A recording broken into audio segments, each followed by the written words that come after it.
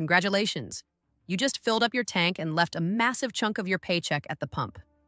You probably think it is just bad luck, a bit of inflation, or some unavoidable market fluctuation. But honey, let's be real. You aren't just paying for gas to get to a job you probably hate. You are personally funding a high-stakes game played by people who don't even know the price of a gallon of milk. Oil is the invisible tax on every single thing you touch from the moment you wake up. That organic kale you bought to feel better about your life?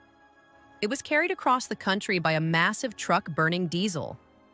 Those cheap plastic sneakers you bought on sale? Those are literally petroleum byproducts. When the price of black gold moves even an inch, the entire cost of your existence goes up. But strangely enough, your salary stays as flat as a run-over soda can in an office parking lot. They love to talk about global instability and supply chain issues on the news. It is a very convenient smokescreen. While they point fingers at tensions half a world away, they are busy pointing their tankers toward the highest bidder. They don't actually want a stable, cheap market. Stability is boring, and it doesn't buy luxury penthouses. They want volatility because that is where the real wealth is transferred from your pocket to theirs.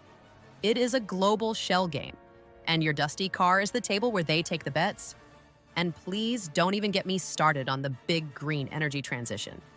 They tell you to buy a shiny electric car to save the planet, while the electricity to charge it comes from a plant burning, you guessed it, fossil fuels. It is like switching from unfiltered cigarettes to a high-tech vape owned by the exact same tobacco company. The house always wins, the CEO always gets his bonus, and you are still the one staring at an electric bill that looks like a phone number. So here's the big question. Why do you keep working 40 hours a week just to pay for their private jets and climate-controlled mansions? The only way out of this trap is to stop being the desperate consumer and start being the strategic owner.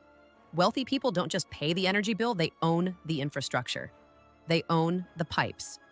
If you aren't hedging your life against the system, you are just providing the fuel for someone else's yacht while you walk to the break room for lukewarm coffee. Are you fueling your own future, or are you just a voluntary donor for someone else's empire? The system is designed to keep you exhausted so you don't have the energy to build your own way out. Tell me your plan to beat this inflation in the comments below. If you are tired of being the one who always pays the price for their games, hit that like button and subscribe. Or don't and keep making their kids rich. Your choice. See you in the next one.